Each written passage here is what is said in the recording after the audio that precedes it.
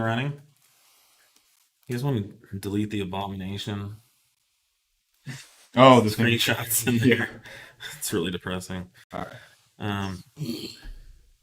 Like whale pornography. Okay. Are we up and running? All right.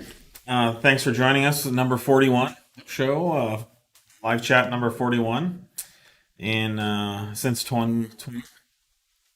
So we're coming up on a year of doing these. I think we started them in April? Oh, Just about. 42 weeks ago. April. I skipped. think we missed a week. We skipped one for Christmas. Yeah. So I'll just do my quick little spiel. This is a live session question and answer.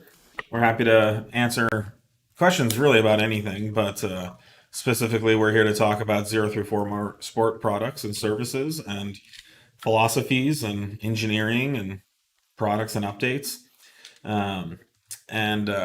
Nate and I are happy to answer any questions you have about ourselves. We've been around for a while. We've been in this industry for a long time and seen just about everything. There you go. When was 034 started?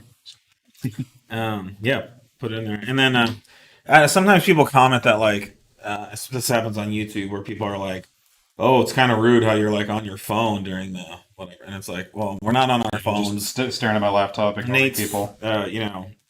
Either researching things or queuing up questions in our Q&A. As it's going. And sometimes he's fixing the live feed as it's going. And I have my phone. There's I don't know if you guys can see, but all the questions are on here.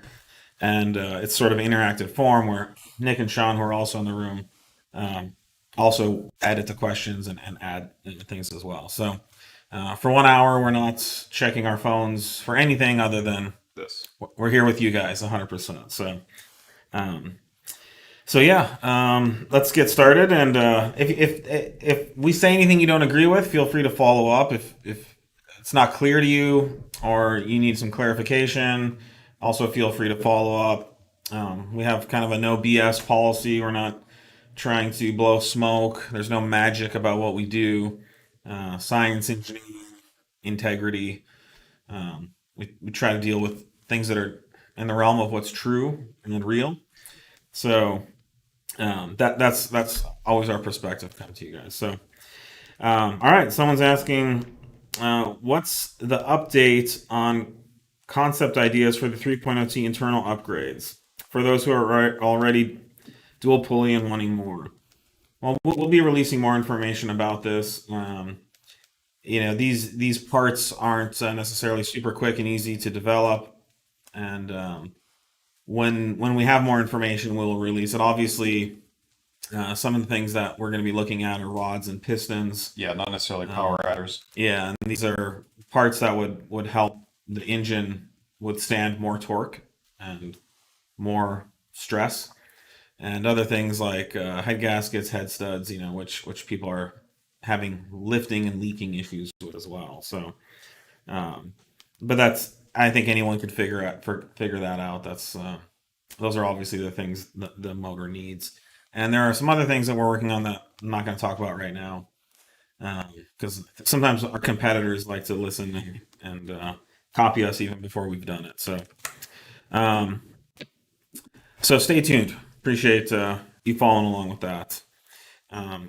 When designing the 3.0T high pressure fuel pump, what was the target for E content? E50, or was there a different goal, i.e. higher pressure or higher volume?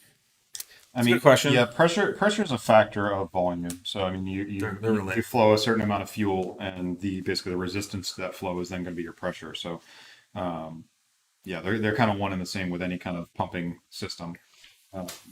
So I mean, we're testing some options right now. I mean, ideally, our goal is to provide a pump that's capable of flowing anything from E0 up to full E85. Yeah. Whether we can pull it off.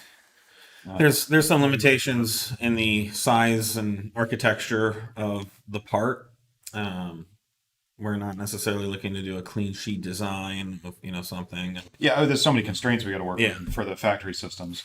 We can't put a whole new cylinder head, cam drive, and everything else on top of the motor. But what Nate said is true. We'd like to accommodate up to full E85, and we believe we should be able to do that.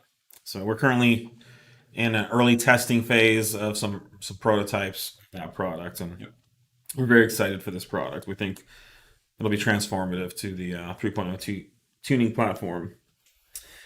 Details, ETA, etc. on B8.5, 2.0T ECU, TCU tunes, E85, launch control, etc.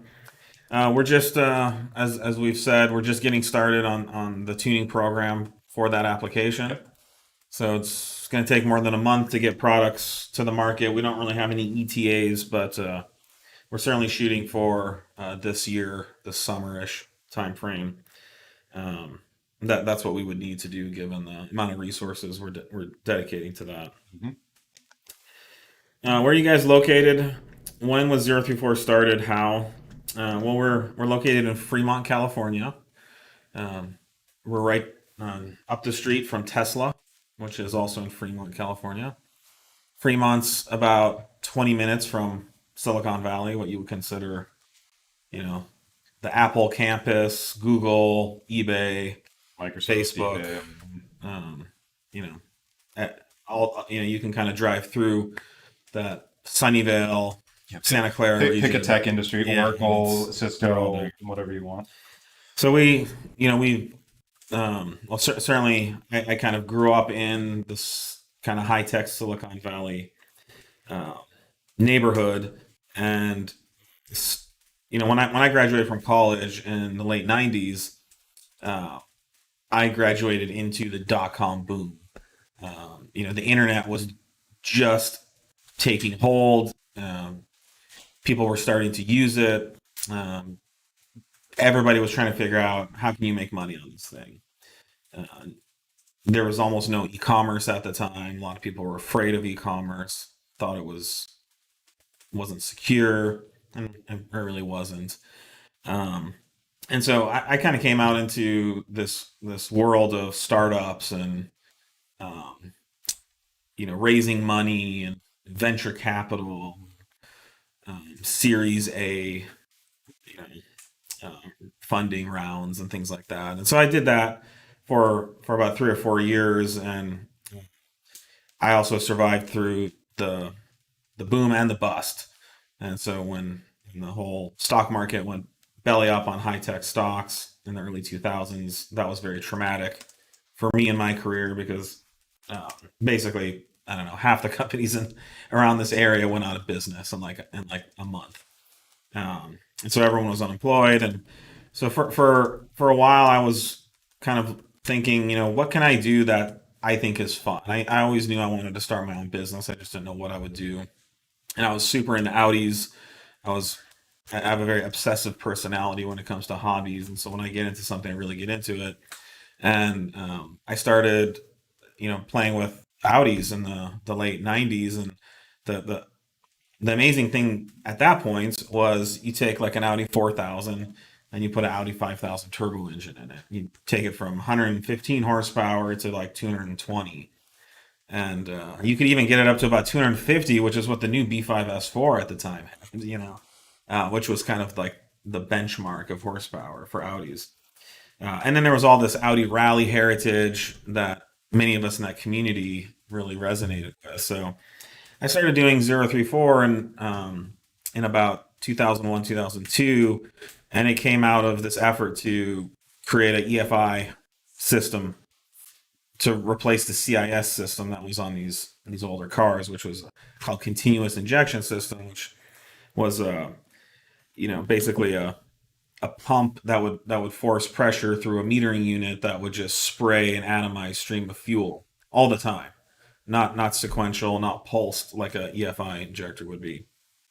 And so that was a very limited system. And if you really wanted to make a lot more power, like if you wanted to make like 400 horsepower, like the Honda guys were at the time, you needed EFI. So I put my focus into creating one of the first fully sequential EFI systems for a 5-cylinder. At the time, there was things like Electromotive, SDS, EFI, Megasquirt still really wasn't out yet, and those could only do even cylinders, so that you could do 2 cylinders, 4 cylinders, 6, 8. Yeah, I mean they could do fueling if you wanted one batch injection for everything. Yeah, Ignition semi. ignition was kind of A lot of people would run like 4 sequential channels, and they'd batch 2 injectors. So two of the cylinders would fire at the same time, and you could sort of kind of like split the difference. But um, what me and the team I was working with at the time came up with was an ECU that could calculate crankshaft position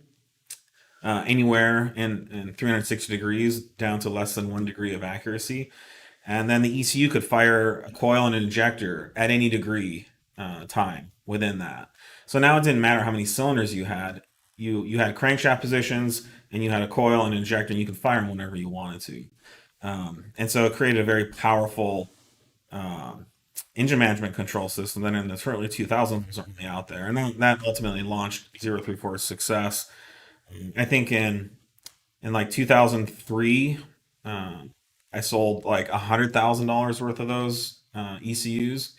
In 2004, I sold like 350,000, and I was putting all the money back in the company, so I wasn't clocking, and that was my revenue. So I was coming away with some amount of profit, and I just kept putting that money back into the business. And by 2005, in April, I quit my day job and started with 034. It was rough in the beginning. Nate came on. There wasn't a lot to a lot of cushion anyway. Basically, didn't pay myself for a year, and I lived off of some savings. And my dad gave me some money to help me make ends meet during that time. And when I brought Nate on, I basically wasn't paying him either. I think I was paying Nate like $200 or $300 a week or something. It was just like, we were all going in debt just trying to get it off the ground. But we saw where it was going. But by '06, it was profitable. It was running. We had probably 10, 15 employees. Yep. And by 2000 by '08, the market crashed. We had about 20 employees. It was fun. That was rough. We survived that, no problem, but we survived. It was very stressful. And by like 2012, we had more than doubled the company from '08. We were up to about 30, 35 employees, and more revenue than I could ever imagine. I mean, the company, I kind of looked at it as like a small little lifestyle business of, I've done the .com stuff, I've done the startups, I've gone and raised money for startups, I've done stock options, all that crap. I'm over it. I want to start a business. I don't want to be in debt to anyone. I want to own it. I want to control it. I don't want a board of directors that I have to report to. I want to do everything the way I know how it should be done, and I want to have complete control. And so I was just thinking, if I could have like 5 or 10 employees and we could do a couple $1,000,000 a year, that would be like the lifestyle that I wanted to live. And of course, we did a lot of things right, and it took off like crazy. So it's been quite a ride ever since. Nate's been through every moment of it, thick and thin. Some ups and some downs. Yeah, and thankfully a lot more ups. And yeah, way more ups and downs. And the spot that we're at today is incredible. So yeah, we finally truly have the resources to do the things that we've always dreamt of doing and wanted to do, and we're fully enabled to kind of create the level of success that we believe has always been there. And it's funny now that the company is, that original, product that was the core and was everything that we've started all this with is non-existent now. Well, we stopped selling that like 6-7 years ago. It's not even, we can't support it or sell it at all anymore. But it's still, the roots of that product are still something that's pretty strong in our company. It's, we started off, we've been calibrating engines and doing software calibration for 15 plus years now. Yeah. And we come from a world where we had complete control over everything that we wanted to calibrate. That's right. We designed the ECU. We did everything. We knew down to every little detail how this all worked, from the inside to the outside, to the the calibration, to the tuning, to the core of the ECU itself. So that's kind of where our tuning strategy started.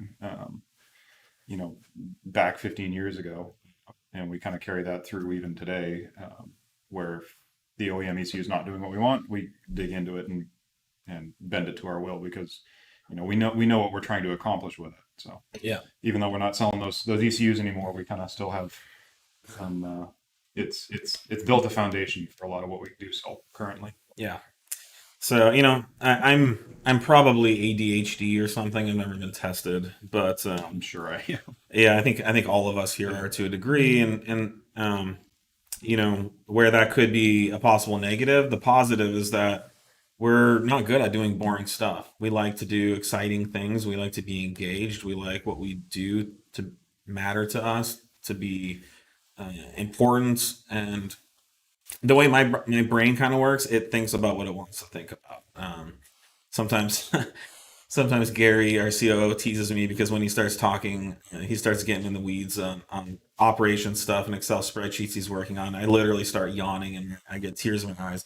That doesn't mean I don't appreciate what he does. We need him here to do that, but I'm not that guy, right? So I'm the guy that is good at the exciting car stuff and the people stuff and the product stuff and the exciting new ideas and the direction and strategy forward.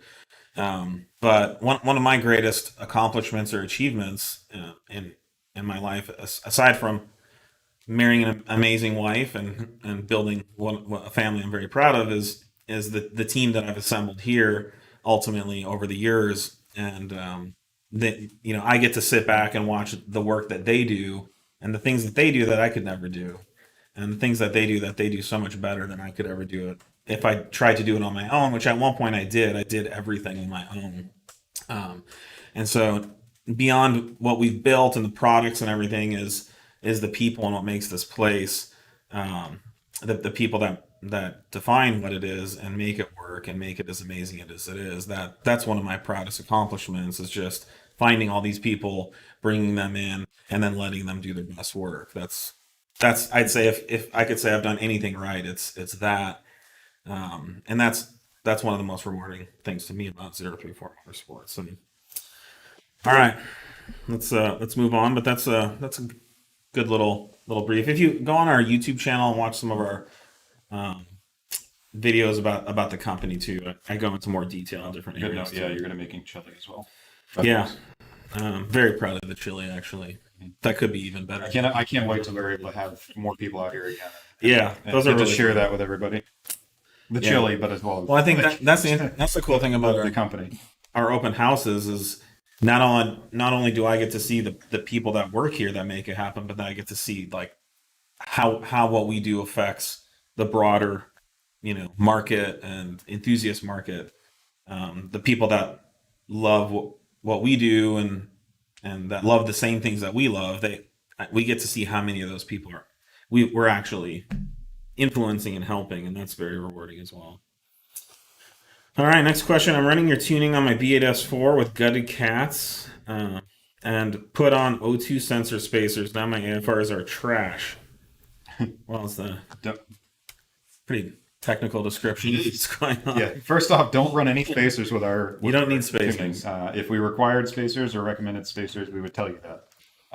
Sticking devices in between any of the sensors is something that we don't recommend, and essentially require that you do not. Yeah, since you're stage 2 and obviously racing with your car, you don't need spacers. There'd be no reason to put a spacer in there. No. It'd be kind of like if you added more seatbelts to your car or something. There's just no reason to do that.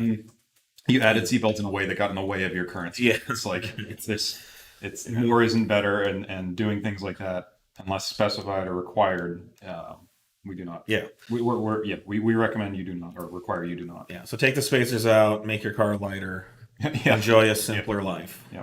All right. Yeah, we already did all the hard work for you. Yeah. No, it will get in the way of sensor readings and things that should not be altered. Next question. Looking to get springs for a B9S4 with sport suspension and sport diff. Would your springs work well for me? I do a lot of driving. They are great for driving. Absolutely. Our in-house car was the same setup. Yeah, our in-house B9S4 is same sport diff. That car with our springs, our sway bars, do the inserts, the front camber arms. It's one of the best driving cars that I've ever driven as far as Audis go. Still eats up the highway and is a blast on track. Great street cruiser, and that car when outfitted with all those all of our parts, it feels like how an Audi should.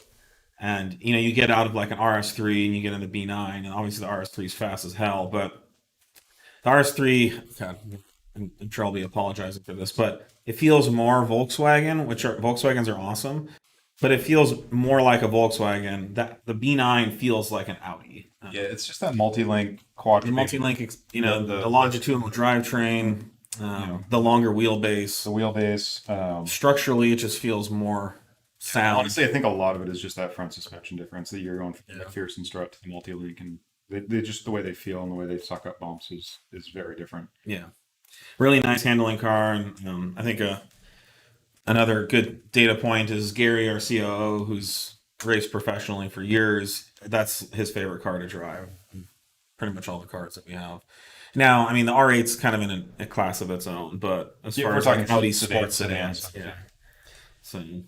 So yes, I strongly recommend any of our handling products for your B9 S4. I'm very, very confident you'll be very, very happy. Any plans for a full E85 B9 S4 tune, as well as any further development for the B9 S4 platform? Yeah, definitely. We're working towards the B9. More development. Yeah, it's in development. There's some hardware requirements needed for running more than even running a strung out. Now, the B9 S4 high pressure fuel pump is undersized and very undersized. Certainly way too small to ever think about E85.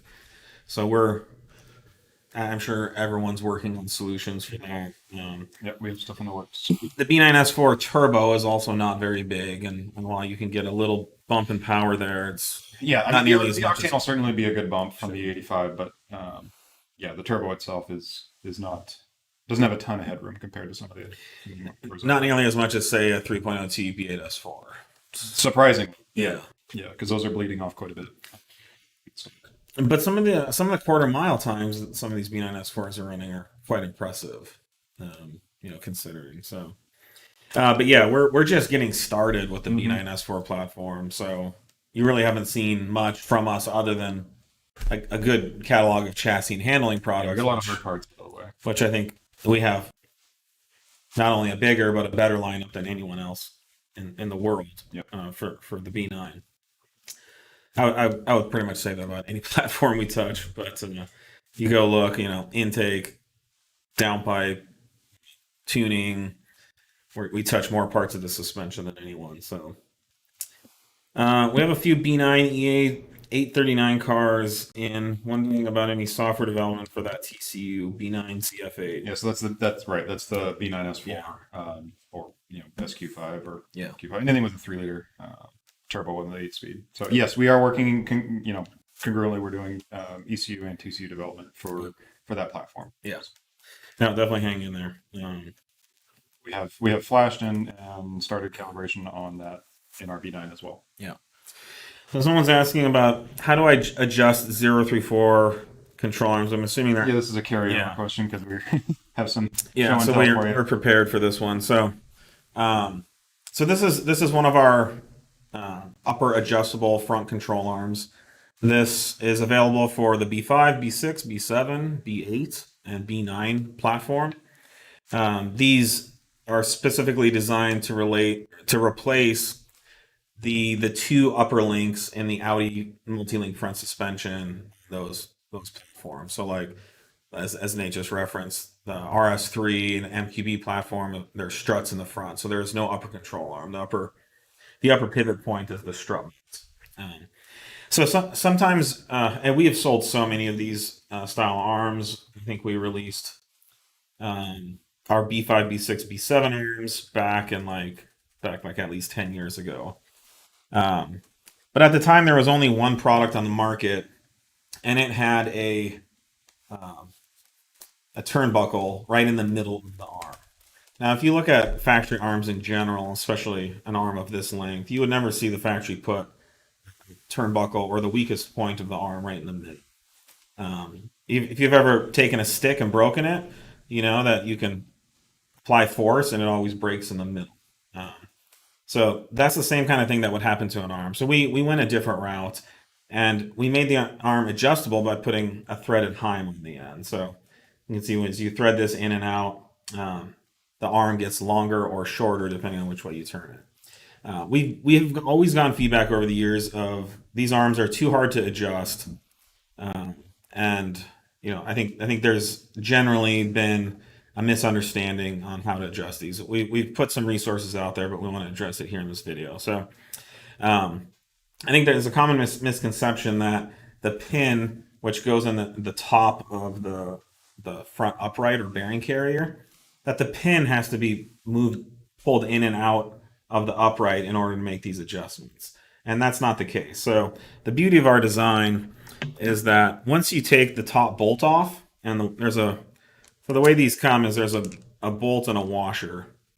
And so the bolt can be removed, the washer slides right off, and now the heim or rod end just slides over, and it's a tight, no slot fit.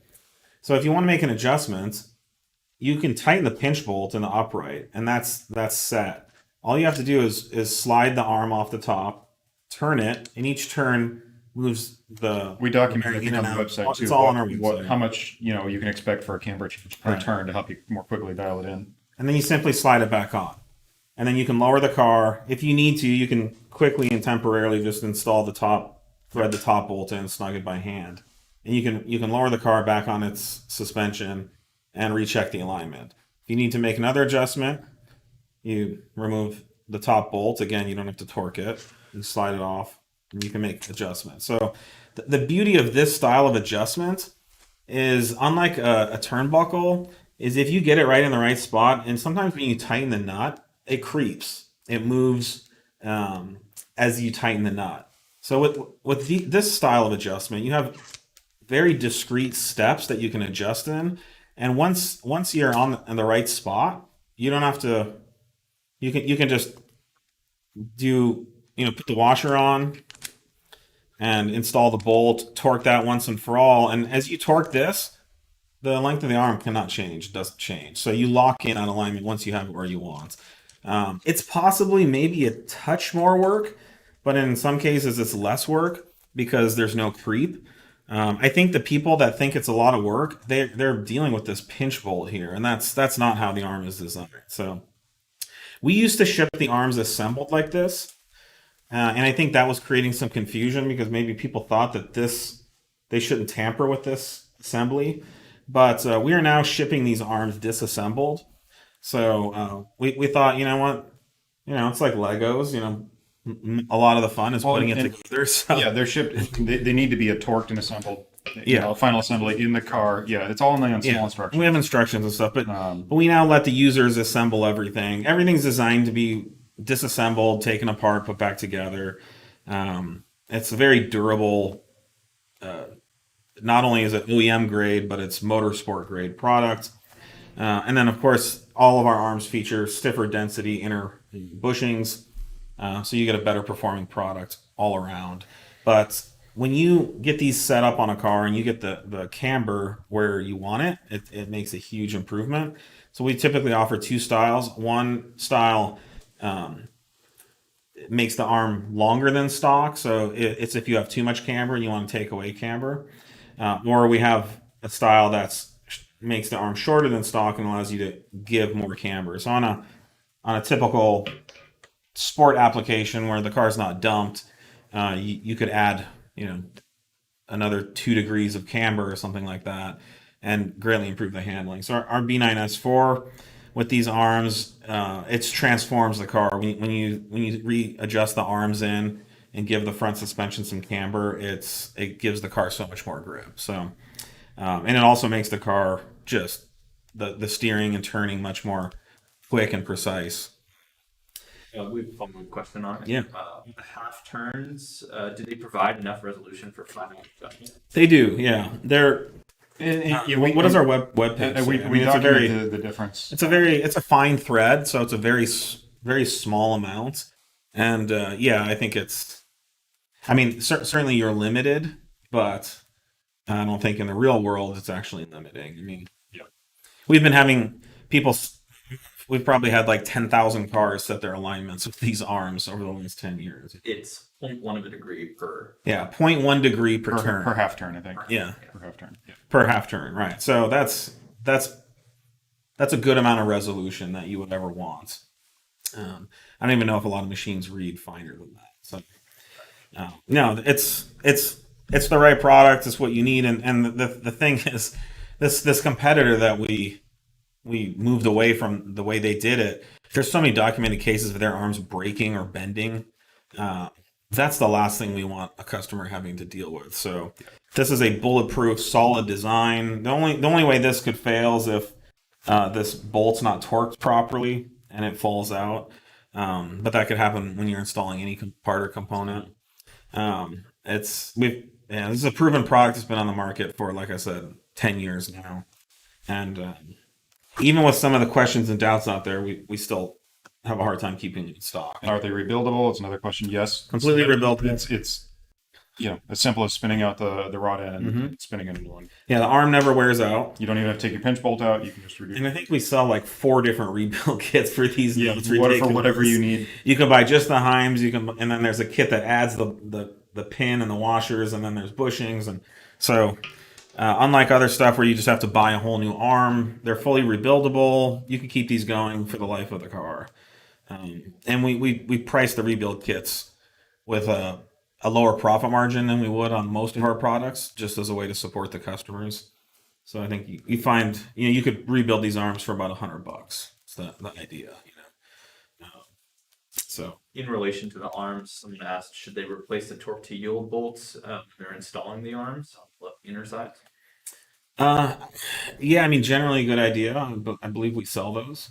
But in my experience, and this is not a legal recommendation, but in my experience, you can typically apply all the warnings, reuse a torque to yield bolt once. There's enough stretch. Those are torque to yields on the. If it's torque to uppers yield, on these. I'm not The sure. only torque to yields in question are the subframe bolts. Torque to yields are when you do the 90-degree or the After 180 your torque setting. Yeah. So if you're just, going to a torque setting, is typically not. But generally, when you're torquing a bolt like that, you really want to feel the nut really tighten up. The more you turn it, the tighter it gets. The more resistance there is. If you get to a certain point and it gets tight and it starts getting softer again, that bolt may have. You should replace that bolt because it's likely lost the range of tension it can apply within the stretch that it's designed in the bolt. So Yeah, and then same for like your lock nuts and things. If those are super crusty and just have no more locking ability to them, make sure you replace those when you're in there. Cool. All right. All right. Next question. Says Daza fuel shortage during track solution. Yeah, so that is likely referring to our surge tank, which we've been talking about quite a bit. So we're done engineering and developing that product. It works. We've tested it. Yep, we've got it on track, many times. road course, drag strip, street. We've taken our in-house TTRS or our RS3 down to less than quarter of a tank, almost on empty, and there's no starvation in the corners. Now, if you don't know, a stock car, especially with say stage 1 or stage 2, will start having fuel starvation above 3/4 tank fuel.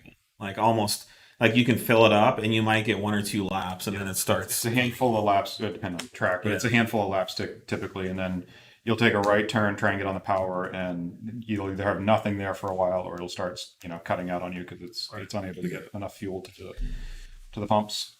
So we're currently doing all the finalizing the engineering. It'll be a complete kit with lines. It is pretty involved to get to this system in there. There'll be a whole return line and a provision, all the parts you need to do that, a fuel pump controller, the wiring, and then the kit will accommodate either a D-Works pump, which is a slight upgrade for factory as far as flow. The factory pump flows a lot. Well, the key is though, and we still need to find the limits of this, is it flows more than the stock pump. I want to say Like 10% or 10 to 15% just out of the gate, but it's also doing that through a line that's now a couple feet long and larger than the stock diameter. So you don't no have obstruction. you don't have all that pressure drop from the tank all the way to the front through like a handful of fittings. So our kit overall should flow more than just the than that 10%. That's about 10 to 15% more flow. But like to Nate's point, once you take out all the restriction from that line going, 8 mil line going through the car, it could be much more, maybe in the 20 to 30% range Yep. or more. So we haven't, unfortunately, we haven't found the limit to what that is, because it's kind of a dynamic, tough to test thing. But anyways, we're finishing up that kit. I think our goal is to release it this summer. Again, it's a complete kit with brackets, mounting brackets, and everything you need, and Lines and it's what the car needs if you especially want to track the car. But this is an issue for drag racing as well. So some of the faster cars out there now have fuel cells, for example. Yep.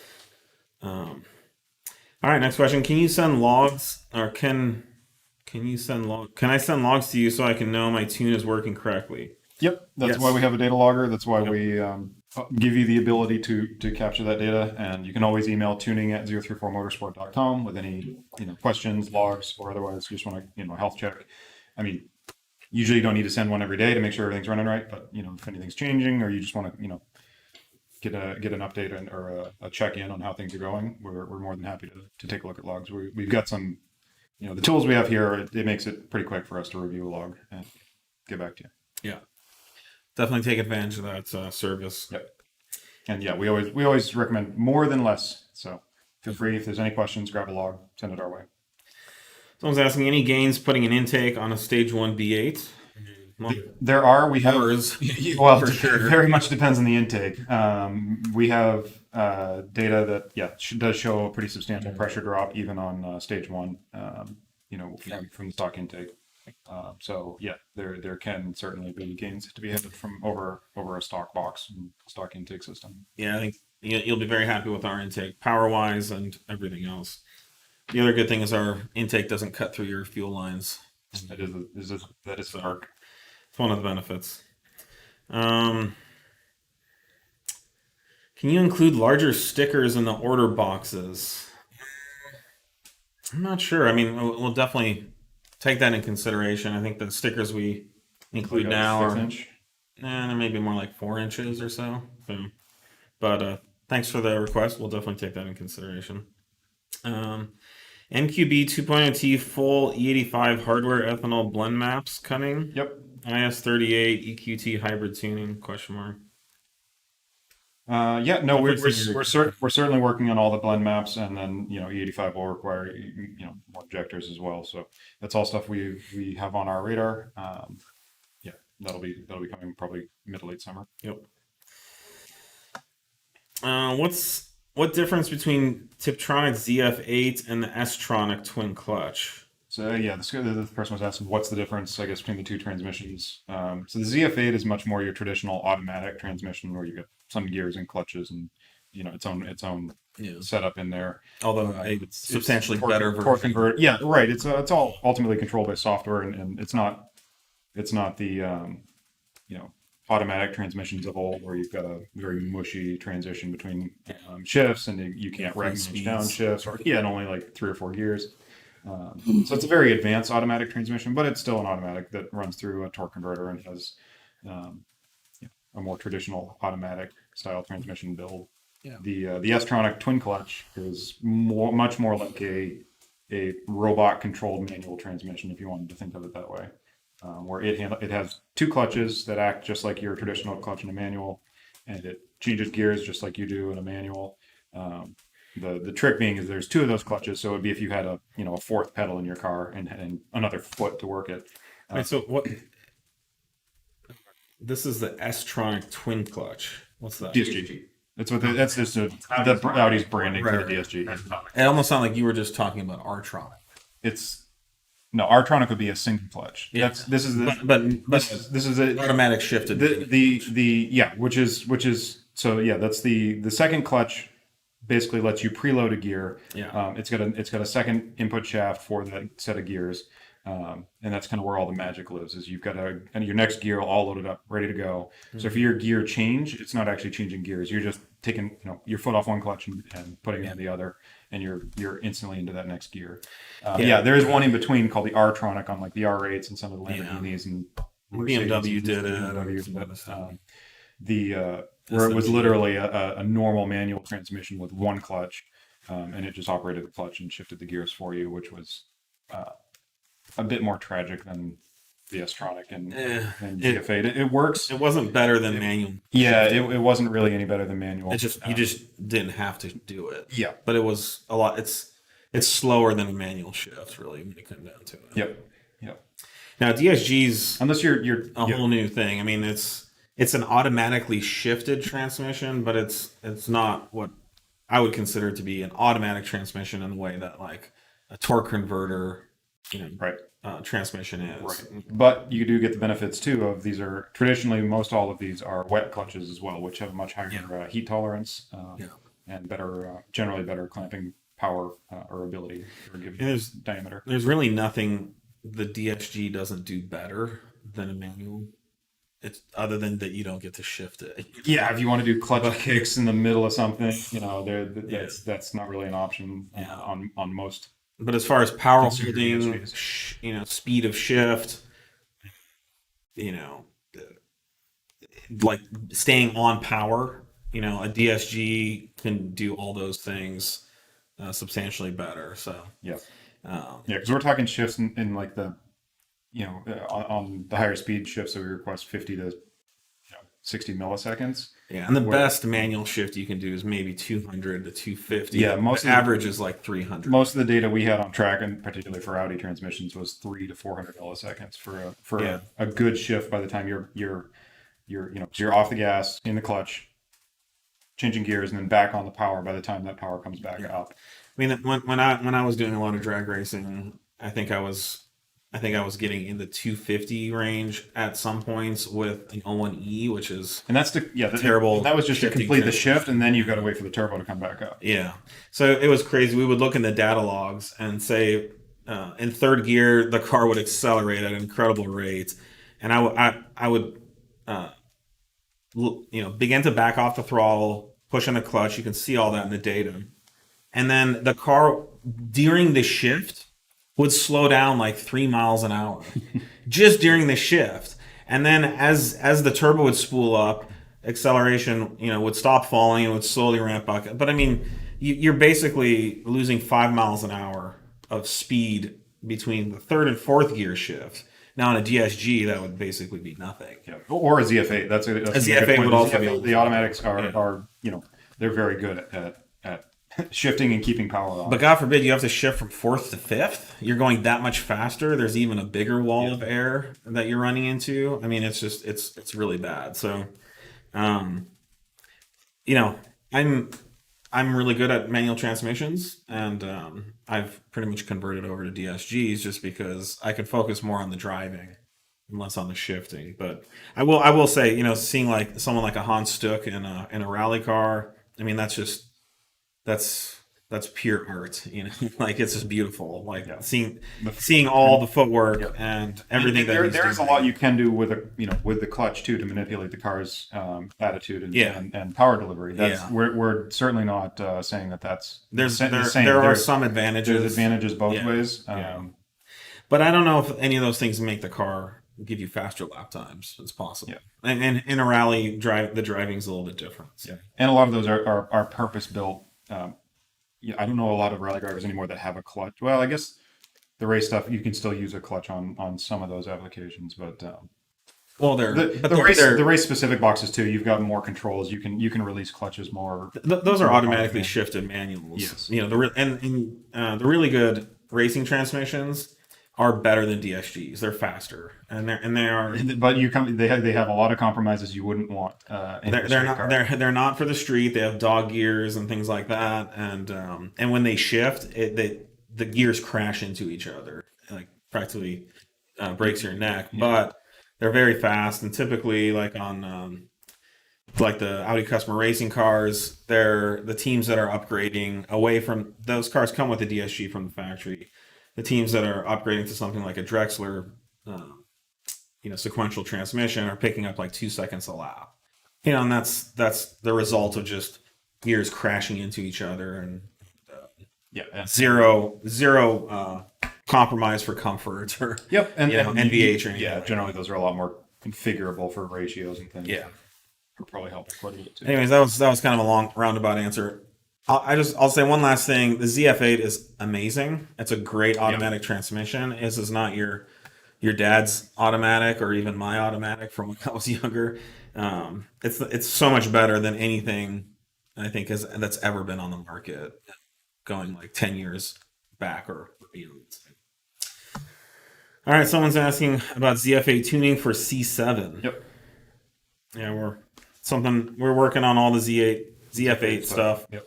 Currently, we have ZF8 for the B8 cars, and we have a Well, an A6 and A7 are the same. yeah, I guess that era, and we currently have a beta program. So if you're interested in jumping on that, it's only $250.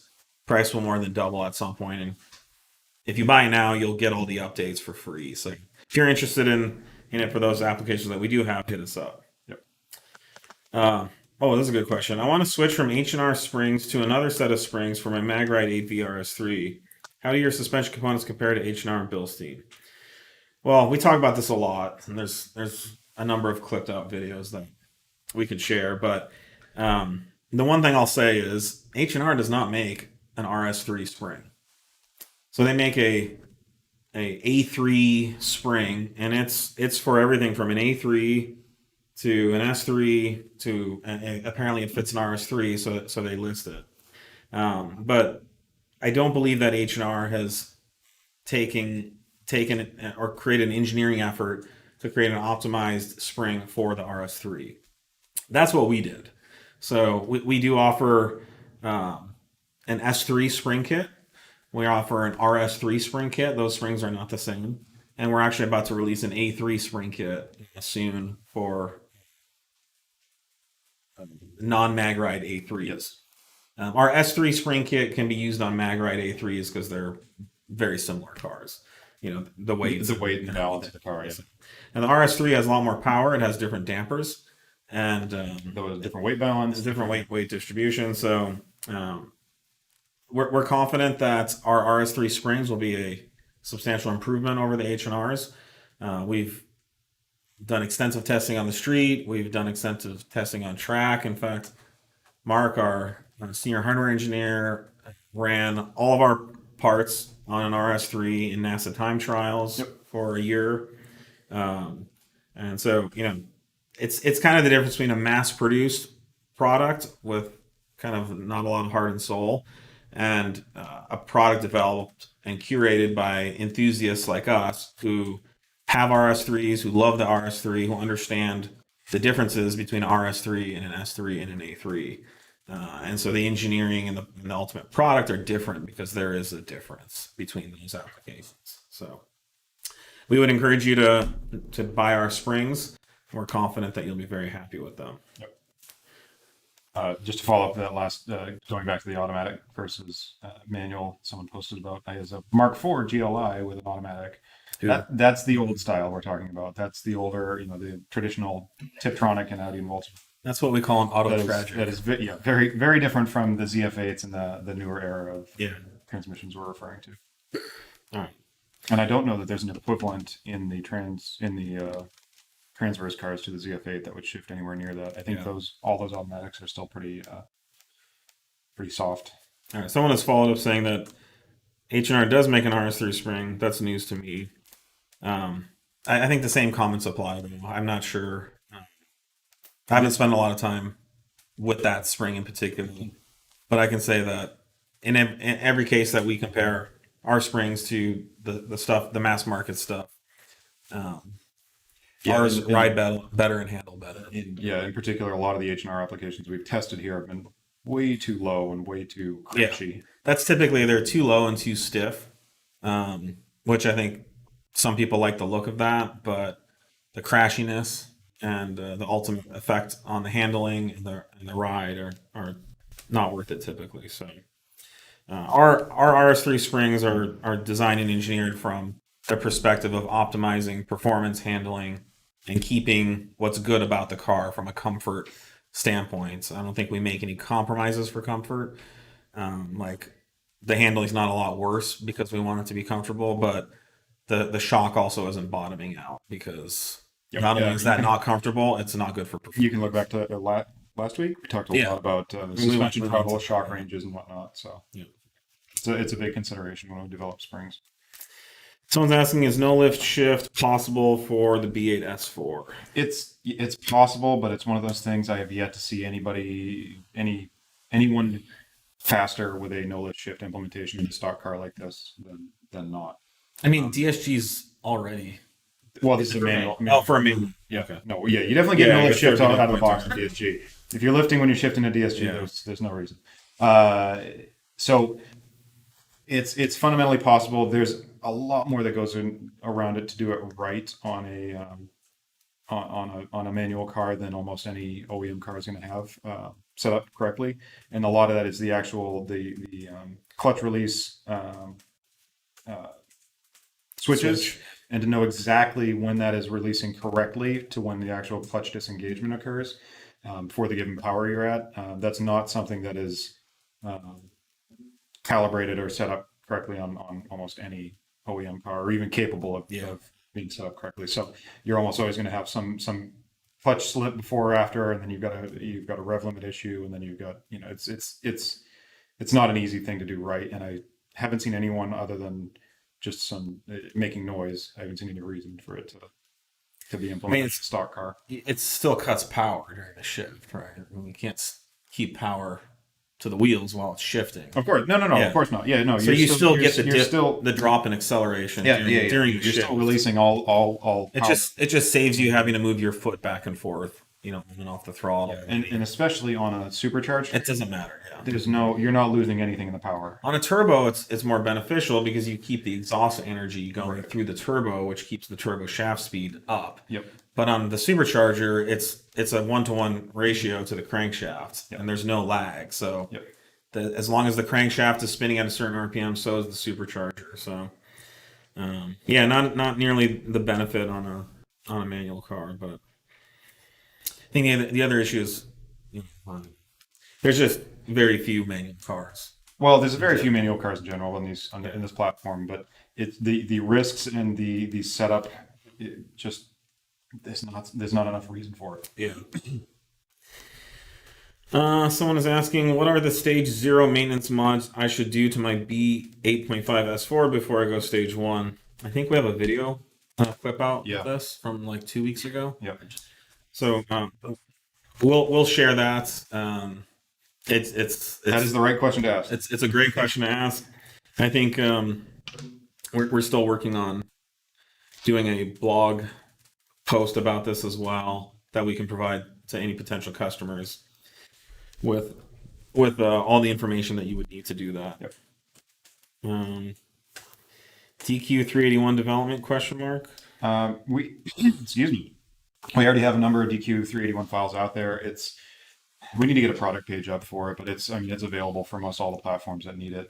Shit on that. The late A3, S3, Nate read that. GTI, Golf R. We've got No, that's not. we've got software available for all of them.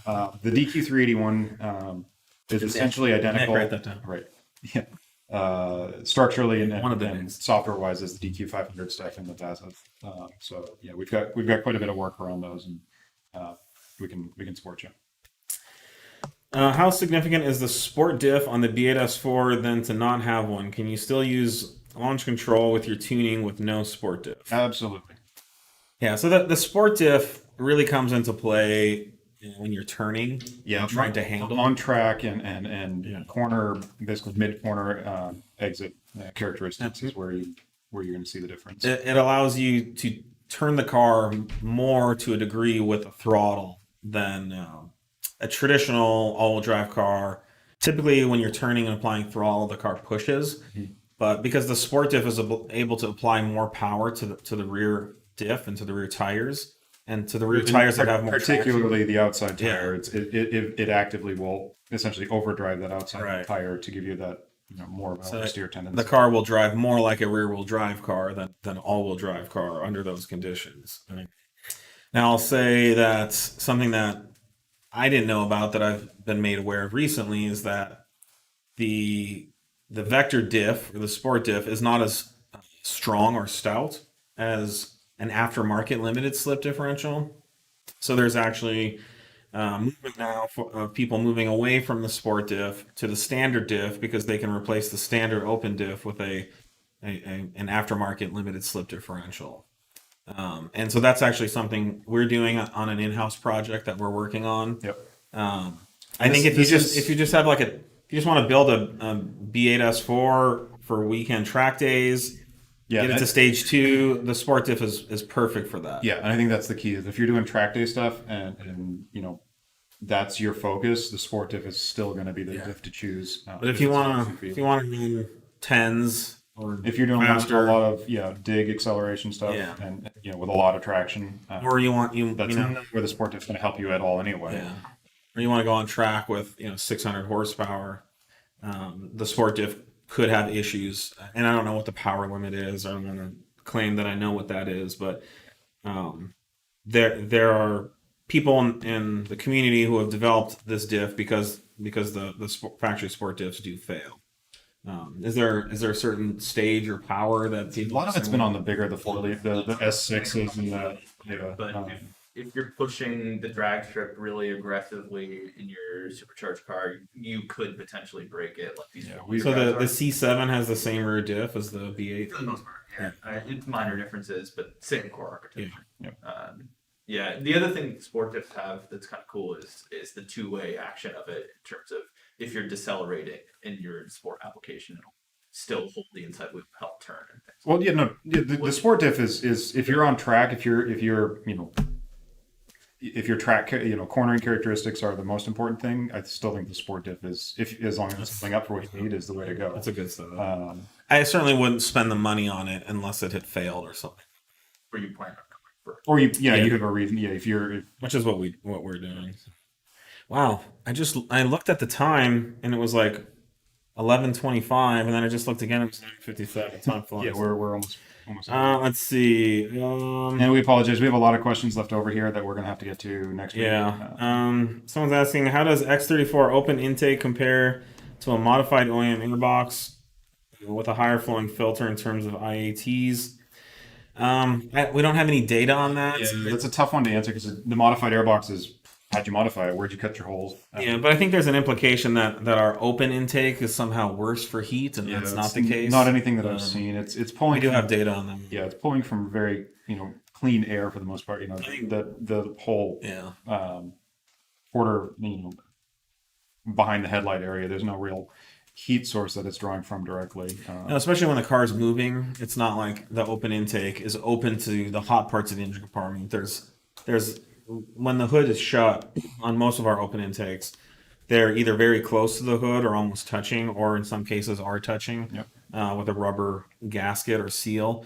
But if the car is moving at all, there's cool air coming into that part of the engine compartment, and the intake is not ingesting hot air. It's certainly not contributing to intake air temps. So yeah, we make sure of that. That would be counterproductive. Yep. Let's see. One last question. For the 3.0T, what pulley ratio do you guys recommend for the most efficient power? We talk about this a lot.